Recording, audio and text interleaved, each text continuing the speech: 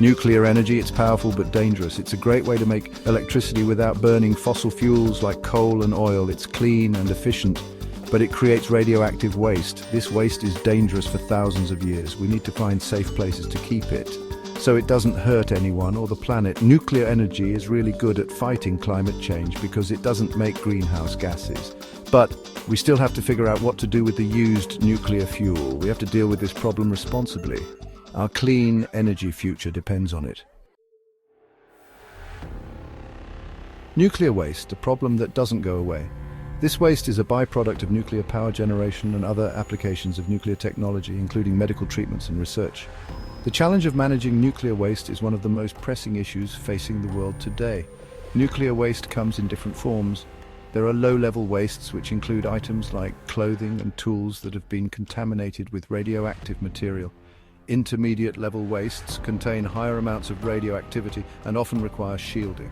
High-level wastes, such as spent nuclear fuel, are the most dangerous and require the most stringent handling and storage procedures. Some are more radioactive and last longer than others. For instance, high-level waste remains hazardous for thousands of years, while low-level waste may only be dangerous for a few decades. The longevity and intensity of radioactivity in these materials make their management a complex and long-term challenge. Used fuel rods from nuclear power plants are the biggest problem. These rods are highly radioactive and generate a significant amount of heat, requiring them to be initially stored in cooling pools to dissipate this heat before they can be moved to more permanent storage solutions. They are very radioactive and stay dangerous for thousands of years. The radioactivity of these materials poses a significant risk to human health and the environment, necessitating robust and secure storage solutions to prevent any potential leaks or accidents. We have to manage this waste carefully so it doesn't hurt the environment or people. This involves not only secure storage, but also constant monitoring and maintenance to ensure that the containment systems remain intact and effective over the long term. Right now, most countries store used nuclear fuel in temporary buildings. These facilities are designed to provide a short-term solution while more permanent disposal methods are developed and implemented. These buildings are usually near the power plants. This proximity helps in reducing the risks and costs associated with transporting highly radioactive materials over long distances. They are only meant to store the waste for a little while.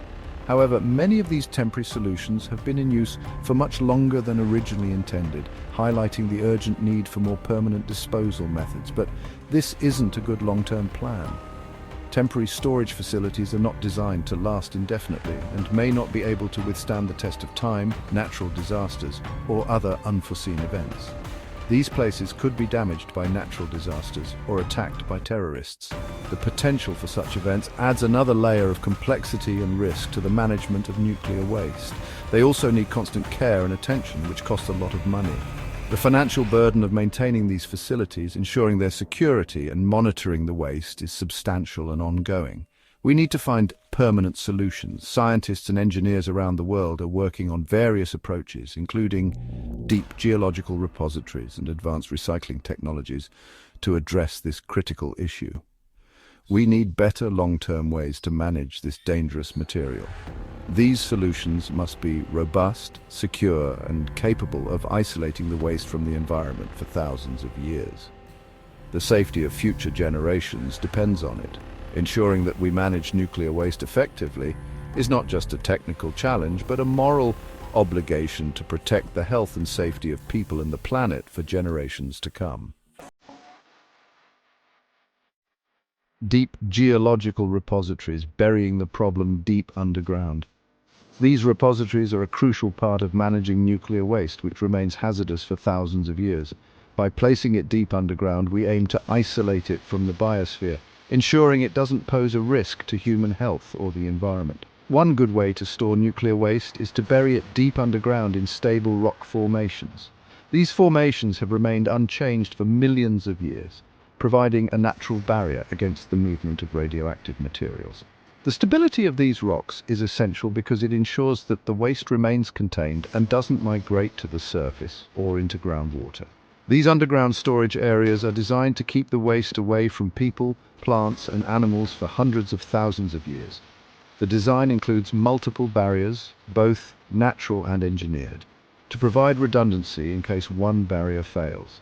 This multi-barrier approach is a key principle in the safe disposal of nuclear waste. This stops the radioactive material from leaking into the water or reaching the surface. Water is a primary concern because it can transport radioactive materials over long distances, potentially contaminating drinking water supplies and ecosystems. Advanced filtration systems and impermeable barriers are used to prevent any interaction between the waste and groundwater. These repositories are built very carefully. The construction process involves extensive planning and testing to ensure that every aspect of the repository will function as intended. Engineers and geologists work together to select the best materials and methods for constructing the repository, taking into account the unique geological conditions of the site. They have many layers of protection, both natural and man-made, to keep the waste contained. Natural barriers include the surrounding rock formations, while man-made barriers can include steel canisters, concrete vaults, and clay backfill. Each layer serves a specific purpose, whether it's to provide structural support, prevent water infiltration, or absorb radiation. The waste is put into strong containers, often made of materials that don't rust, like stainless steel or copper.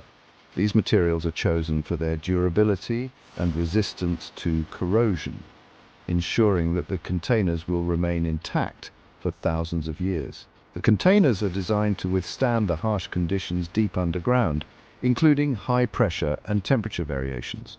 Then, these containers are surrounded by layers of clay and other materials that absorb anything that might leak out.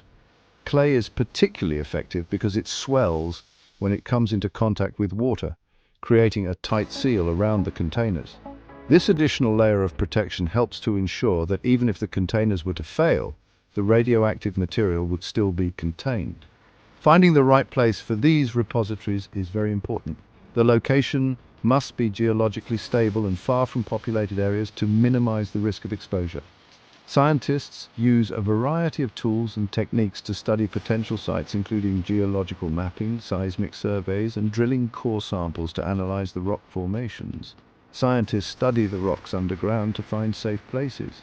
They look for areas with low seismic activity, minimal groundwater flow, and rock formations that have remained stable for millions of years. This research is critical because the safety of the repository depends on the long-term stability of the site. These places must be geologically stable, with no earthquakes or flowing groundwater. Earthquakes can create fractures in the rock, allowing radioactive materials to escape, while flowing groundwater can transport these materials to the surface. By choosing geologically stable sites, we can minimize these risks and ensure the long-term safety of the repository. Finding the right locations takes careful planning and countries working together to make sure these repositories are safe for a very long time. International collaboration is essential because the challenges of nuclear waste disposal are global in nature. By sharing knowledge and resources, countries can develop more effective and safer solutions for managing nuclear waste. Recycling nuclear waste. Can we reuse it? Burying nuclear waste is a safe solution, but we can also recycle it. Nuclear waste is dangerous, but it still has energy we can use. Recycling means reprocessing the used fuel to get useful materials like uranium and plutonium. This can greatly reduce the amount of high-level waste we need to bury. The recycled materials can then be used to power existing nuclear reactors or to develop new and better ones. This means we don't need to dig up as much new uranium, and it's better for the environment. However, reprocessing is tricky. It needs advanced technology and careful management to be safe and to prevent people from making nuclear weapons. Countries need to work together and have strict rules to make sure this technology is used responsibly. Messages to the future. How do we warn people thousands of years from now? This is a question that has puzzled scientists, anthropologists, and linguists for decades. The challenge is not just about creating a warning, but ensuring that it is understood by future generations who may have different languages, cultures, and technologies. We need to think about future generations when we store nuclear waste. The waste we produce today will remain hazardous for thousands of years, posing a significant risk to people and the environment. It's not just about burying the waste deep underground, it's about ensuring that future generations are aware of the dangers and can take appropriate precautions. These storage sites will be dangerous for thousands of years, long after we are gone. The challenge is to create warnings that can withstand the test of time, enduring natural disasters, climate change, and the inevitable evolution of human society. The warnings must be clear and unambiguous, capable of conveying the message of danger to people who may have no knowledge of our current languages or symbols. We need to find ways to warn future generations about the dangers of these places. This involves studying ancient civilizations and how their messages have survived or failed to survive over millennia. By understanding the successes and failures of past societies, we can develop more effective ways to communicate with the future. These warnings need to be understood by everyone, no matter what language they speak or what their culture is like. This requires a universal approach to communication, using symbols and signs that transcend linguistic and cultural barriers. It's a daunting task, but one that is essential for the safety of future generations. They need to last a very long time. The materials used to create these warnings must be incredibly durable, capable of withstanding the ravages of time and nature. Scientists are exploring various options, from stone and metal to advanced synthetic materials that can endure for millennia. Scientists and anthropologists are working on different ways to do this, like using symbols or creating stories that are passed down through generations. Storytelling is a powerful tool capable of preserving knowledge and wisdom across time. By embedding warnings in myths and legends, we can ensure that the message of danger is passed down through the ages. These warnings will remind people in the future about the waste we left behind and how important it is to take care of our planet. It's not just about avoiding danger, it's about fostering a sense of responsibility and stewardship for the Earth. By learning from our mistakes, future generations can make better choices and create a more sustainable world. Creating these warnings is a difficult challenge. It requires a multidisciplinary approach, bringing together experts from various fields to develop solutions that are both effective and enduring. The collaboration between scientists, anthropologists, linguists, and artists is crucial in this endeavor. We need to understand how people think, how cultures change, and how to communicate over a very long time. This involves studying human behavior and cultural evolution, as well as developing new methods of communication that can bridge the gap between the present and the distant future. We need to think about the needs of people who will live on Earth long after we are gone. By considering the long-term impact of our actions, we can create a legacy of safety and sustainability for future generations. It's a responsibility that we must take seriously, for the sake of those who will inherit the world we leave behind.